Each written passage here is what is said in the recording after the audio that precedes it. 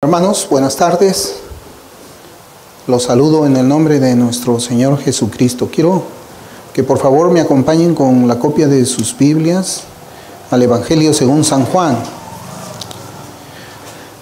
San Juan capítulo 8, versículos comenzando desde el versículo 30 hasta versículo 38. Hoy vamos a continuar con la segunda parte de nuestro sermón acerca de la libertad que Cristo ha conseguido en la cruz para los suyos. La palabra del Señor dice, hablando Él estas cosas, muchos creyeron en Él. Dijo entonces Jesús a los judíos que habían creído en Él: si vosotros permaneciereis en mi palabra, seréis verdaderamente mis discípulos, y conoceréis la verdad, y la verdad os hará libres. Le respondieron: linaje de Abraham somos, y jamás hemos sido esclavos de nadie. ¿Cómo dices tú, seréis libres? Jesús les respondió: de cierto os digo que todo aquel que hace pecado, esclavo es del pecado, y el esclavo no queda en la casa para siempre, el Hijo sí queda para siempre. Así que si el Hijo os libertare, seréis verdaderamente libres. Sé que sois descendientes de Abraham, pero procuráis matarme, porque en mi palabra no haya cabida en vosotros. Yo hablo lo que he visto cerca del Padre, y vosotros hacéis lo que habéis oído cerca de vuestro Padre. Ser libres. Hemos comenzado nosotros la semana pasada precisamente tratando este tema, ser libres. Y algo que tal vez nosotros podamos usar como una introducción para nuestro tema es que el hombre siempre ha luchado por ser libre. La historia nos enseña de países que han luchado batallas muy duras por libertarse de aquellos quienes los sometieron como colonias. Por ejemplo, nosotros estamos próximos a celebrar un aniversario más de nuestra independencia de España. Y Perú luchó una guerra para independizarse de España. De igual forma, nosotros hemos visto en otros países donde ha habido mucho derramamiento de sangre para conseguir la libertad. Vemos, por ejemplo, una película que se llama Corazón Valiente, ¿no? De un hombre que se llamaba William Wallace. Y casi al finalizar la película, pues uno puede ver que ese hombre, ya siendo martirizado y próximo a morir, grita libertad, ¿no? Esto nos enseña cómo es que el hombre lucha, no tolera ser esclavo. Y esas batallas eran batallas que duraron pues mucho tiempo y que tuvieron el propósito de alcanzar la ansiada libertad material, la libertad material del hombre y de su nación. Pero hay también una esclavitud que es espiritual, y es lo que nosotros estamos tratando de la palabra de Dios, de la cual el hombre no lucha, no batalla por liberarse de esa esclavitud. Es una esclavitud en la que el ser humano se encuentra muy contento, está feliz. Es una esclavitud que el ser humano sin Cristo la ama con un amor muy profundo. Tan profundo es ese amor a esa forma de esclavitud que llega a aborrecer todo lo que es bueno, todo lo que es recto, todo lo que es justo. Llega a aborrecer a Dios y a su ley. Y nosotros estamos hablando de esa libertad, Solamente en los círculos cristianos, en donde se abre la Escritura para conocer a Dios y sus hechos, se llega a entender que existe un estado de esclavitud espiritual al pecado, que existe el dominio de Satanás en algunos seres humanos. ¿Y quiénes son esos seres humanos? Los que están sin Cristo. Ellos son dominados por el diablo, como vamos a ver más adelante. Una pregunta inicial para nuestro tema es: ¿cómo llega un ser humano a ser libertado de la esclavitud y del dominio de Satanás, del dominio del diablo? Hermanos, yo pienso que a muchos de nosotros nos ha tocado ver la forma muy ardiente y vehemente con la cual se hacen muchos debates acerca del libre albedrío, de un supuesto libre albedrío que el hombre natural, el pecador sin Cristo, supuestamente tiene, una supuesta libertad que posee naturalmente y que esa libertad le ayuda a él a acercarse a Dios para la redención de su alma. O él usa su libertad para acercarse a Cristo, para que Cristo recién lo haga libre. Pues nosotros creemos que el pecador no es libre, porque así lo enseña la Sagrada Escritura. No es libre como para hacer lo que es moralmente correcto, haciendo uso de una libertad propia, inherente y natural, de tal forma que él consigue abandonar el pecado y acercarse a Dios para la salvación de su alma. La Biblia nos dice todo lo opuesto. La Biblia nos dice claramente que el hombre sin Cristo está muerto en delitos y pecados. La Biblia dice que nadie puede venir a Cristo a menos que el Padre lo arrastre. Esa es la palabra literal, arrastrar. El cuo lo arrastre a Cristo. La Biblia dice que el pecador es esclavo del pecado. La Biblia nos dice que el hombre sin Cristo, el hombre natural, ama más las tinieblas y por esa razón aborrece la luz. Lo cierto es que la teoría del libre albedrío es la teoría que no tiene ningún fundamento en la palabra de Dios. Esa libertad no existe, no existe. El hombre natural es esclavo, esclavo del pecado. Entonces surge una pregunta: ¿es libre el hombre o la mujer que ha sido salvada o salvado por Cristo? Eso es la pregunta que nosotros tenemos que hacernos y resolver en esta segunda parte de la libertad de Cristo. Una vez que el Señor nos hace libres, ¿qué clase de libertad es la que nosotros tenemos? O dicho de otra manera, aquella persona, aquel pecador que es libertado por Cristo, ¿es libre para desobedecer a Dios? Eso es una pregunta bastante importante, hermanos. Porque nuestro texto enseña: así que si el Hijo os libertare, seréis verdaderamente libres. Esa libertad verdadera implica desobediencia al Señor. ¿En qué consiste pues esta libertad que Cristo ha ganado para los suyos? En nuestra exposición de la semana pasada mencioné muchas de las cosas de las cuales el Señor no nos ha hecho libres. Y un breve recuento sería el siguiente: Cristo no nos ha hecho libres de la obediencia a la ley moral, o sea, a los 10 mandamientos. O sea, esa libertad que tenemos en Cristo no es una libertad para poder quebrantar los mandamientos de la ley. Imagínense qué clase de libertad es esa. Un hombre por sí mismo, que es esclavo del pecado, vive quebrantando la ley moral de Dios. Ahora, un hombre que es libertado por Cristo va a vivir igual, como si no hubiese ningún cambio. El sentido común dice que no. Pero lamentablemente en muchas congregaciones se dice que sí. Que no estamos bajo la ley, sino bajo la gracia. Entonces tú puedes vivir como quieras. Otra de las cosas que Cristo no nos ha hecho libres es de las tentaciones y de los ataques de Satanás. Cristo no nos ha hecho libres tampoco del pecado remanente. Cristo no nos ha hecho libres de las aflicciones o el castigo de Dios como consecuencia de los pecados que nosotros cometemos. Cristo no nos ha hecho libres de las persecuciones. Vamos a ser perseguidos. Cristo no nos ha libertado de la muerte del cuerpo. Un día vamos a morir nosotros. Esas son cosas de las cuales Dios no nos ha hecho libres. Ahora, yo les había hecho una pregunta: ¿es libre el cristiano para desobedecer a Dios? Eso es una pregunta importante. Otra pregunta importante es la siguiente: ¿es libre el cristiano para hacer su propio código de obediencia, adaptando lo que le gusta de la palabra de Dios?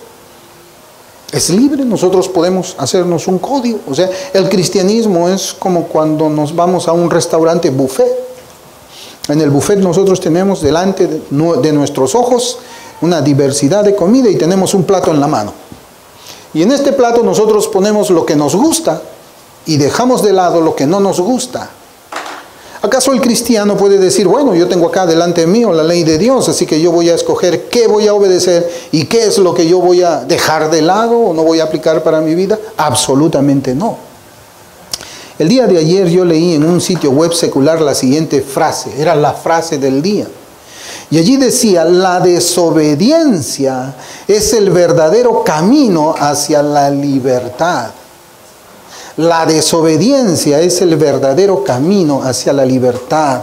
Es decir, cuando se reclama obediencia a algo, se cree que tal persona no es libre, sino que la libertad consiste en que yo puedo hacer aquello que me complace hacer.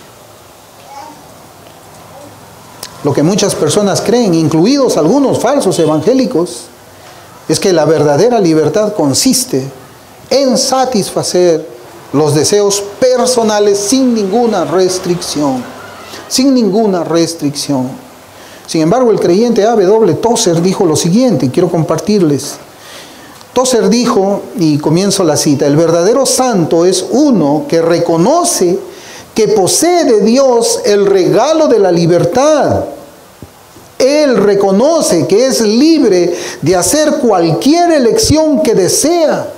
Y con tal conocimiento, él siempre escoge la bendita voluntad de Dios. Es tremendo, hermanos. Es algo que es fascinante para mí escuchar algo como esto. Pero no todos creen igual. Aquí lo que Tozer dice es que efectivamente el creyente tiene libertad. Es una interpretación de lo que nosotros estamos meditando en esta tarde. El creyente tiene libertad. El creyente puede escoger. Y con ese conocimiento, él siempre escoge hacer la voluntad de Dios. Siempre escoge someterse en obediencia a Dios. Es tremendo, hermanos y hermanas. En realidad, nosotros podemos decir, aunque verdaderamente nuestro texto dice, así que si el Hijo os libertare, seréis verdaderamente libres. Hermanos, en realidad el cristiano siempre es un esclavo. El hombre siempre es un esclavo. Antes de su conversión, el creyente era un esclavo que servía a sus propias pasiones. Era un esclavo que servía a sus propias lujurias. Era un esclavo de sus pecados. Pero ahora, por la gracia de Cristo, es un esclavo, un siervo del Dios vivo. Y eso lo dice la Biblia. Mire, vamos a abrir Romanos 6, versículos del 15 al 18.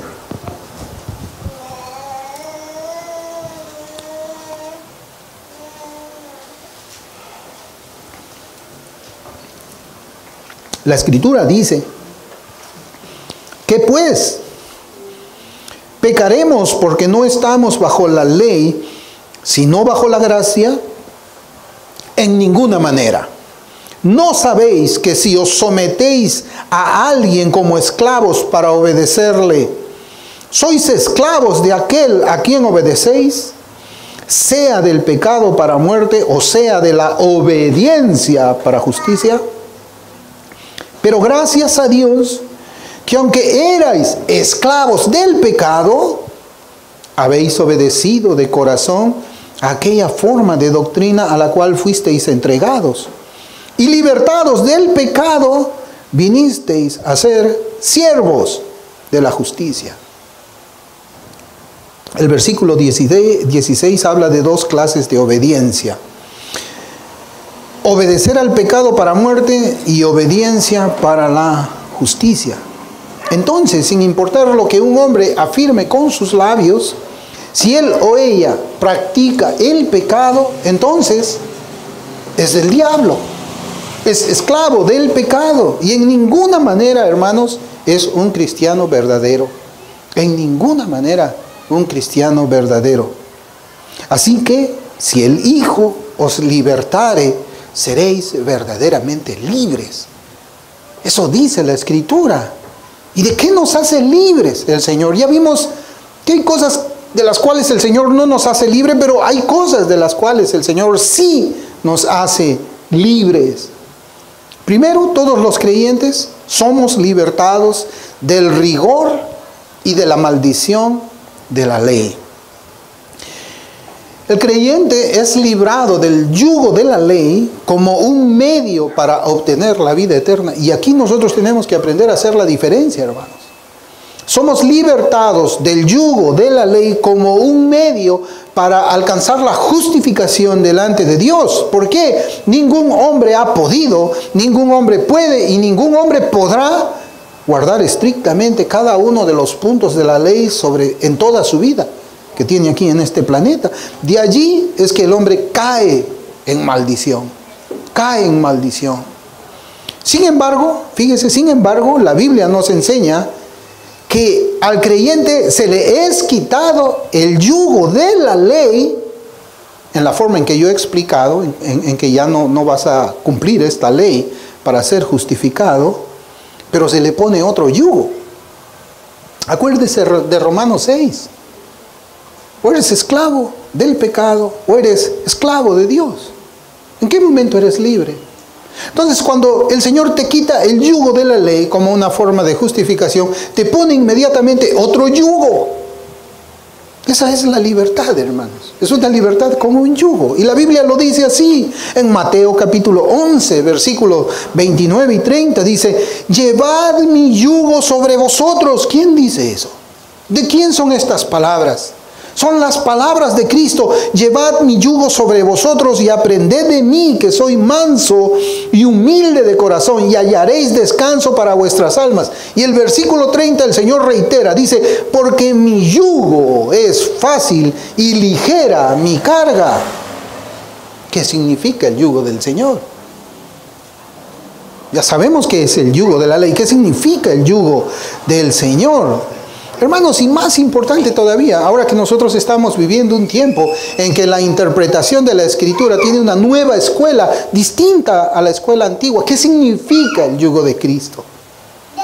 Claro, ahí el hombre inmediatamente pues va a tratar de hacer una definición de tal manera de que pueda tener espacios en los cuales pueda jugar con el libertinaje, pueda jugar con el antinomianismo, pueda jugar de alguna forma con alguna libertad, como cuando él estaba sin Cristo.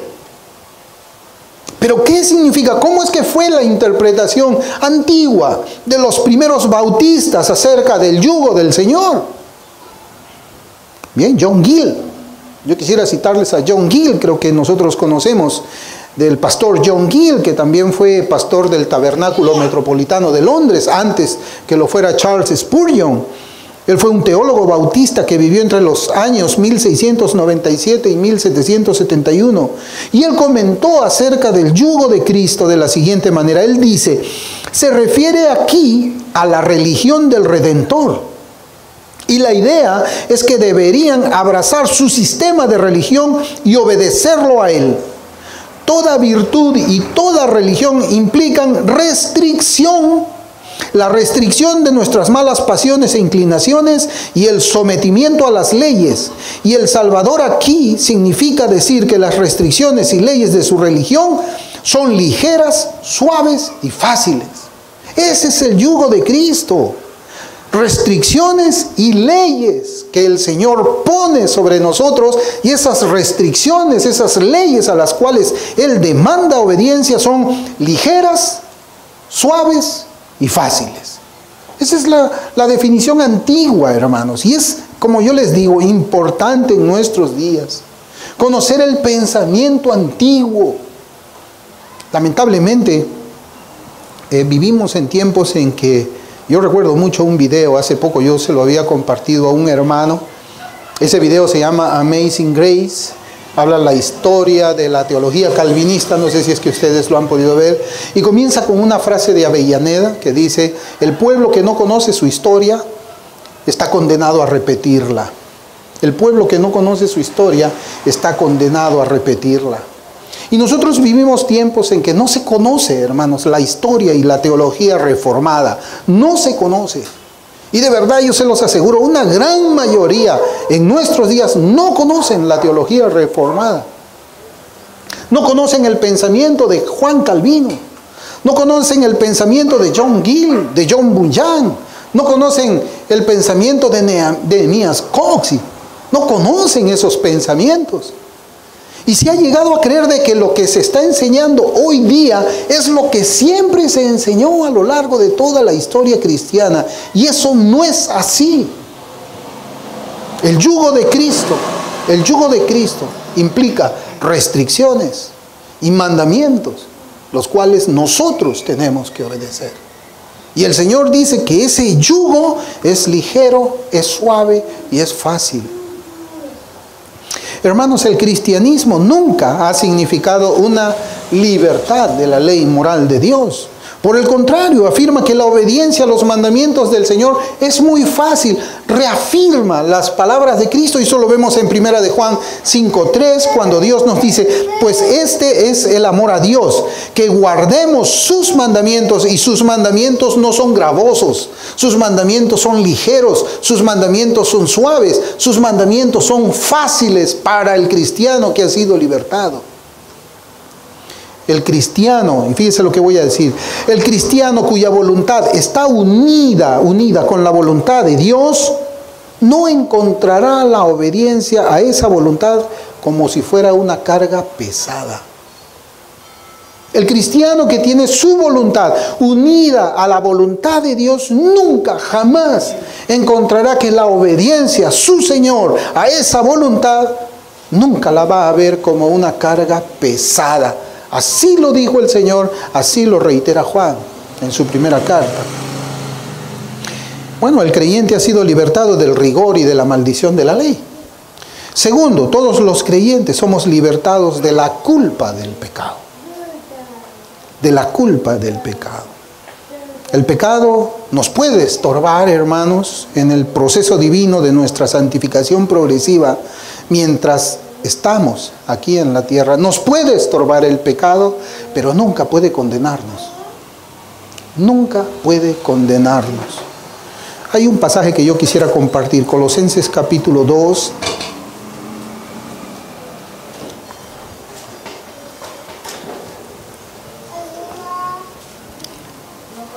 Versículos 13 y 14. Y dice la Escritura: a vosotros, estando muertos en pecados y en la incircuncisión de vuestra carne, os dio vida juntamente con Él, perdonándoos todos los pecados, anulando el acta de los decretos que había contra nosotros, que nos era contraria, quitándola de en medio y clavándola en la cruz. Lea atentamente el versículo 14. Anulando el acta de los decretos que había contra nosotros, que nos era contraria, quitándola de en medio y clavándola en la cruz. Hermanos, el versículo 14 nos habla a nosotros de ¿qué? Nos habla de un acta. Y nosotros entendemos que la Escritura en el Antiguo y el Nuevo Testamento, tenemos una barrera cultural ahí. Mucho de lo que nosotros leemos tiene que ver con costumbres orientales, ancestrales, y eso es precisamente lo que nosotros reconocemos en este versículo 14. El versículo 14 nos habla de un acta, de un documento donde se van escribiendo las deudas que un hombre va acumulando contra otro hombre. Eso se hacía antes. Y era un acta muchas veces donde, por ejemplo, se llevaba a prisión a una persona por deudas, y esa acta se ponía en la puerta de la cárcel, de la celda donde estaba la persona, y ahí estaba el acta de la deuda. Y esa persona permanecía ahí hasta que esa acta esté en esa puerta. Y ahí nosotros encontramos, pues haciendo la referencia, la aplicación espiritual, es que aquí hay una acta en la cual este ejemplo es usado por Dios para ilustrarnos primeramente que hay una deuda por el pecado. Porque la paga del pecado es muerte, dice Romanos 6:23. Es decir, hay una retribución, hay unos honorarios, ¿no? Y es interesante eso, porque cuando nosotros trabajamos algo, decimos, mis honorarios son estos. Usted me debe a mí esto que yo he trabajado. De la misma forma, Hay unos honorarios, hay una retribución por los pecados que han sido cometidos por los hombres y de los cuales no ha habido ningún arrepentimiento y que han sido registrados en los libros, en las actas que están en los cielos, tanto los pecados de hecho como los pecados de pensamientos. Eso es a lo que se refiere este versículo de Colosenses que estamos leyendo. Hay un registro donde Dios es el deudor. Y nosotros, es Dios quien tiene que cobrar una deuda y nosotros somos los deudores. Debemos al Señor cada pecado que nosotros hemos cometido. La retribución por ese pecado es muerte. Y quien va a ejecutar esa sentencia es Dios, si es que no nos hemos arrepentido. Mientras esa acta, mientras esos libros estén llenos de nuestros pecados, hay condena eterna para nosotros. Por eso dice Apocalipsis 20:12. Mire cómo dice. Y vi a los muertos, grandes y pequeños, de pie ante Dios, y los libros fueron abiertos. Y otro libro fue abierto, el cual es el libro de la vida. Y fueron juzgados los muertos por las cosas que estaban escritas en los libros según sus obras. Hay dos libros. Hay dos libros, el libro de la vida y el libro donde están registrados nuestros pecados. Y fíjese, y ahora vemos que Colosenses capítulo 2, versículos 13 y 14, nos habla de un acta, de un libro, de un registro. Apocalipsis nos habla de un registro. Pero en Colosenses se nos dice que un acta, un registro, ha sido clavado en la cruz, ha sido quitado, era contrario a nosotros para poder acercarnos a Dios. Y para poder acercarnos a Dios tenía que quitarse esa acta. Y esa acta fue clavada en la cruz, dice. Hermanos, ahora la Biblia no dice que un libro fue clavado en la cruz. La Biblia no dice que un manojo de papeles fueron puestos en la cruz.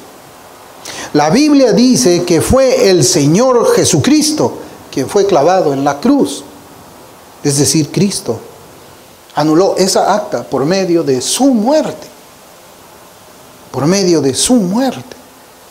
Por eso es que nosotros hemos sido librados de la culpa, del pecado, de la condena por el pecado. Cristo consiguió eso en la cruz. Nuestra deuda fue pagada, nuestros pecados fueron llevados al fondo del mar y como dice la Escritura, el Padre nunca más se acordará de ellos.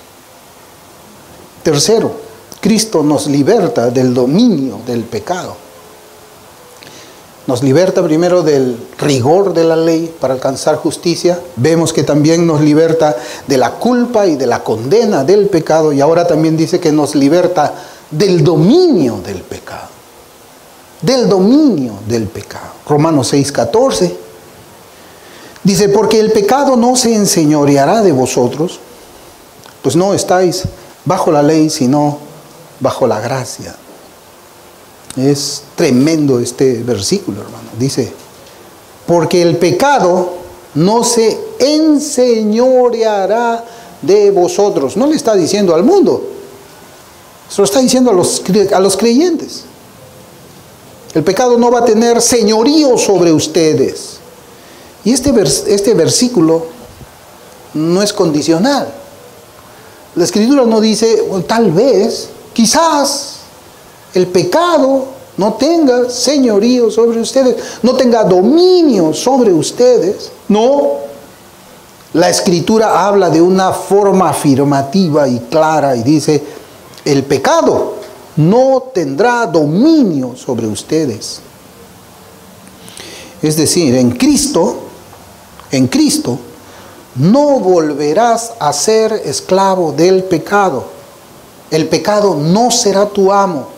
El pecado no dirigirá tu vida. Mire, John Gill, que ya hemos estado haciendo esta corta serie de 2 sermones, trayendo los comentarios de hombres del pasado. John Gill comenta, el pecado tiene dominio sobre el pueblo de Dios en un estado de no regeneración. Es decir, cuando estábamos sin Cristo por el mundo. cuando éramos hijos de ira, igual que los demás. El pecado tiene dominio sobre el pueblo de Dios en un estado de no regeneración, y después de la conversión todavía está en ellos y tiene un gran poder a menudo para obstaculizar lo que es bueno y para efectuar lo que es malo. Atrae y atrapa y lleva al cautiverio, y parece como si recuperara su dominio y reinara de nuevo, pero no será así. No será así. Y John Gill continúa diciendo, y significa no el poder condenatorio del pecado, aunque éste ha sido quitado, sino su poder tiránico y gobernante. No se enseñoreará de ti, como estas palabras lo traducen, porque en la regeneración el pecado es destronado. Cristo entra como Señor y continúa haciéndolo. Los santos están en otro reino, el reino de Cristo y la gracia. Es tremendo, hermanos, lo que nosotros vemos en los comentarios o el pensamiento de los bautistas primeros. Y es más, si estudiamos el significado de la palabra griega en este pasaje de Romanos 6:14, podemos tener mayor alcance de la realidad espiritual. Dice, porque el pecado no se enseñoreará de vosotros. La palabra griega enseñoreará es kurieuo. Kurieuo es la palabra griega que ha sido traducida como enseñorear, dominar, gobernar.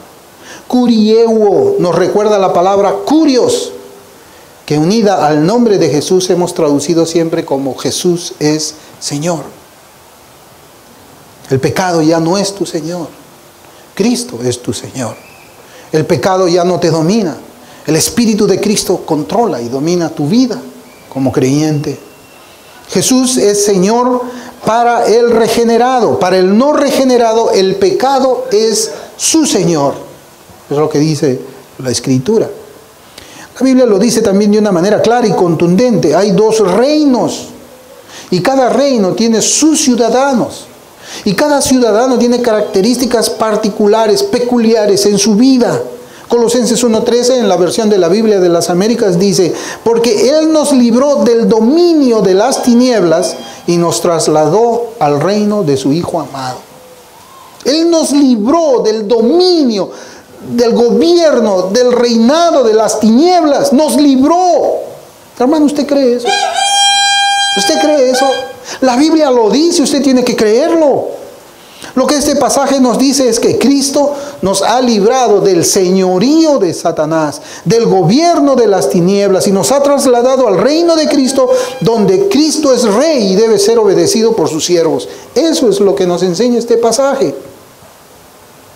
¿Cómo enseña la Biblia que un pecador es hecho libre para Cristo?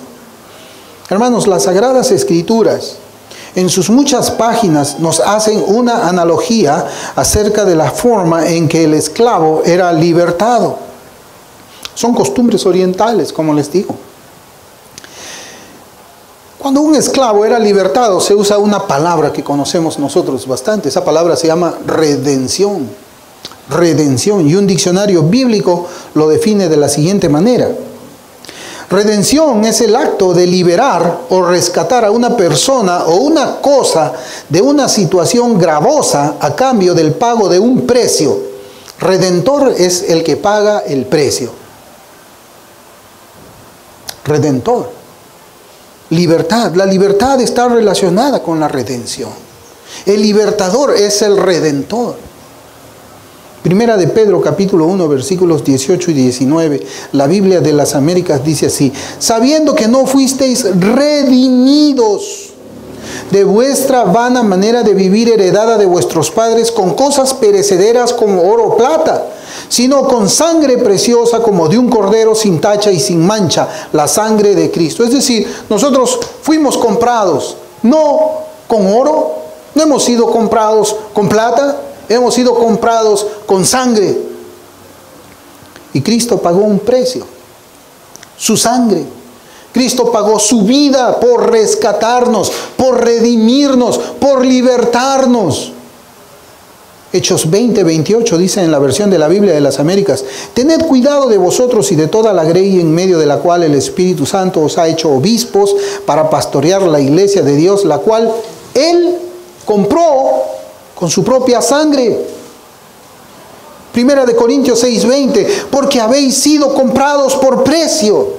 Habéis sido comprados por precio. Glorificad pues a Dios en vuestro cuerpo y en vuestro espíritu, los cuales son de Dios. Gálatas 3:13, Cristo nos redimió de la maldición de la ley, hecho por nosotros maldición, porque está escrito, maldito todo el que es colgado en un madero. Hermanos, las palabras griegas traducidas como redención son varias. Agorazo, hexagorazo, lutrón, esas son palabras griegas y todas son diferentes, con un significado diferente, pero en el Nuevo Testamento las vemos bajo una sola palabra en español, redención. Y un estudio de esa palabra redención nos va a traer a nosotros la siguiente idea. La compra de un esclavo, o sea, cuando Cristo paga el precio, Él está comprando a un esclavo de pecado, para sacarlo del mercado de la venta, para sacarlo de ese mundo de pecado y para que nunca más vuelva a ser puesto a la venta, para que nunca más regrese a ese estado de pecado, para que nunca más apostate, para que no caiga en apostasía. Eso es lo que significa, hermanos, la palabra redención. Cristo redime a los suyos de la condenación de la ley, del dominio del pecado, de Satanás y del mundo. ¿Para qué? Para desposarlos.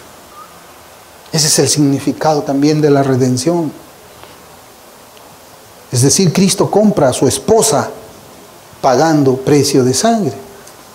Cristo compra a su esposa. ¿Y dónde lo vemos eso? Lo vemos en el Antiguo Testamento. Lo vemos en el relato de Booz y Ruth. Vemos allí la tipología de Cristo pagando Booz el precio por Ruth, su esposa, y eso está en el capítulo 4.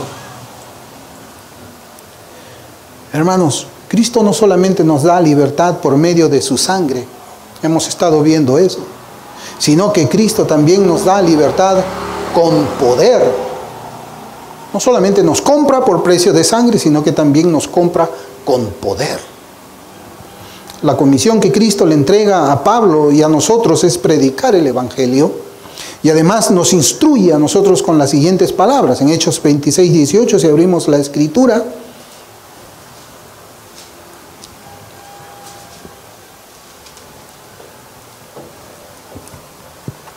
Hechos 26:18 dice, para que abra sus ojos, para que se conviertan de las tinieblas a la luz. Y fíjese cómo dice aquí, y de la potestad de Satanás a Dios, para que reciban por la fe que es en mí perdón de pecados y herencia entre los santificados. Hermano, qué tremenda esta palabra. De la potestad de Satanás, de la potestad de Satanás, ahí es donde hemos estado nosotros, en la potestad de Satanás. Por eso es que Cristo nos tiene que libertar con poder, porque hemos estado en la potestad de Satanás. Otras versiones dicen de esta manera. La versión en inglés, si usted lo lee, dice del poder de Satanás. Otras versiones dicen del dominio de Satanás. Y estas palabras denotan una especie de posesión. Satanás dice, este a mí me pertenece, ella a mí me pertenece. Por eso es que Cristo tiene que libertar con poder. Nos da pues la idea de que la persona sin Cristo, ¿a quién le pertenece? Al diablo. En el contexto, hermanos, de la expulsión de los demonios, mire cómo dice el Señor en Lucas 11, versículos 21 al 22. Es interesante esto. Aquí está graficado cómo es que Cristo nos liberta a nosotros con poder, cómo es que Él es más poderoso que el diablo y que Cristo es rey verdaderamente. En Lucas 11, versículos 21 y 22 dice, cuando el hombre fuerte, armado, guarda su palacio, en paz está lo que posee. Tremendo. Cuando el hombre fuerte, armado, guarda su palacio, en paz está lo que posee. ¿Quién es el hombre fuerte? Satanás.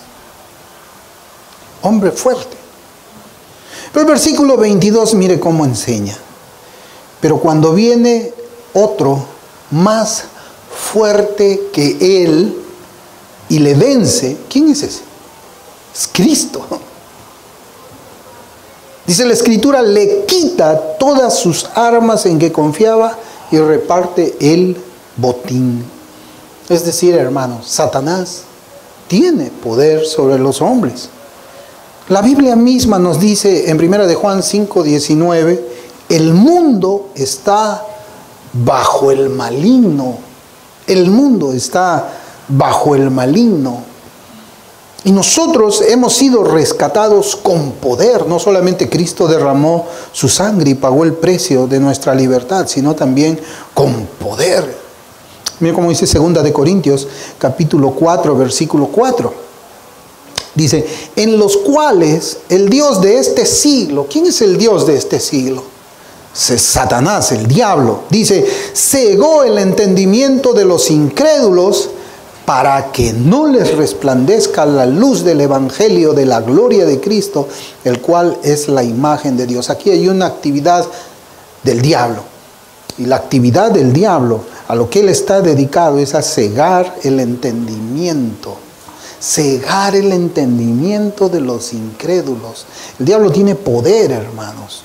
Y ese poder, aquí la Escritura nos enseña cómo es que es realizado por el diablo. Él ciega para que no resplandezca la luz del evangelio. Pero como dice 2 versículos más adelante. Acá el versículo 4 nos enseña, nos habla del hombre fuerte. Pero el versículo 6 nos va a hablar del hombre que es más fuerte. El versículo 6 dice, porque Dios que mandó que de las tinieblas resplandeciese la luz, es el que resplandeció en nuestros corazones para iluminación del conocimiento de la gloria de Dios en la faz de Jesucristo. Dios actúa. Dios es más poderoso, es más fuerte. Por eso es que ese rescate, esa libertad que Él nos da, tiene que ser una libertad con poder, poderosa. Cuando los hombres están bajo el poder del diablo, ellos no están preocupados en la salvación de sus almas. Miren qué tremendo es el diablo, esa manera como es que él actúa. Esto quizás es la explicación del versículo 4 del capítulo 4 de 2 de Corintios. Cuando el hombre está bajo el poder, bajo el dominio, bajo el gobierno del diablo, no sienten ni siquiera temor de infringir los mandamientos de Dios. Esas son características propias de una persona que no es cristiana, sino que está bajo el dominio del diablo. No le importa quebrantar el mandamiento de Dios. No se duele, no siente temor de rebelarse abiertamente contra Dios, quebrantando su mandamiento.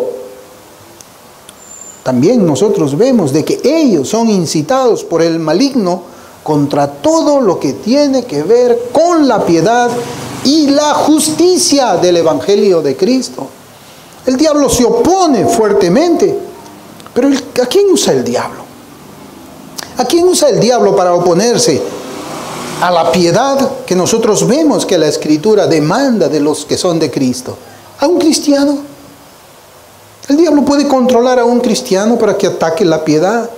El diablo puede controlar a un creyente para que ataque la justicia. El diablo puede usar a un cristiano para atacar la obediencia a Dios. Hermanos, eso es imposible. El Señor mismo lo dijo, si Satanás echa fuera a Satanás, ¿cómo puede haber una casa dividida? ¿Acaso la casa de Dios está dividida? ¿Acaso un cristiano puede condenar a otro cristiano que obedece a su Señor? Hermanos, eso es imposible. Esa persona en realidad está bajo el dominio del diablo, está conducido en su corazón malo y perverso en contra de todo lo que es bueno, sano y aprobado por Dios. Hermanos, ya para terminar, el creyente, al conocer la libertad conseguida por la sangre y el poder de Cristo, porque eso es lo que nosotros estamos viendo ahora, cuida esa libertad con temor, con temblor y con agradecimiento. Esa es la actitud recíproca de aquel que es libertado por el Señor hacia su Redentor. Cuidar esa libertad que ha costado sangre. Cuidar esa libertad que ha sido hecha con poder. Por eso Gálatas 5:1 dice, estad pues firmes en la libertad con que Cristo nos hizo libres, y no estéis otra vez sujetos al yugo de esclavitud. Hermanos, las Escrituras nos dicen que nosotros somos siervos libres, esclavos libres. Es algo que suena un poco, ¿no?, como algo que se opone. Un siervo libre. Somos libres para obedecer a un Señor amoroso que tiene cuidado de nuestras almas. La obediencia a los mandamientos de Cristo son la prueba de nuestro amor hacia Él. Yo quisiera que prestemos atención a estas tres últimas cosas que yo les voy a mencionar en esta tarde. Solamente el diablo y sus demonios son los que persuaden de que los caminos de una perfecta obediencia a Dios es una esclavitud perfecta. Se lo voy a repetir otra vez. Solamente el diablo y sus demonios son los que persuaden que los caminos de una perfecta obediencia a Dios es una esclavitud perfecta. Proverbios 3:17 dice que los caminos de Cristo son caminos deleitosos y todas sus veredas paz. Hermanos, si Cristo os libertare, seréis verdaderamente libres. Vamos a orar.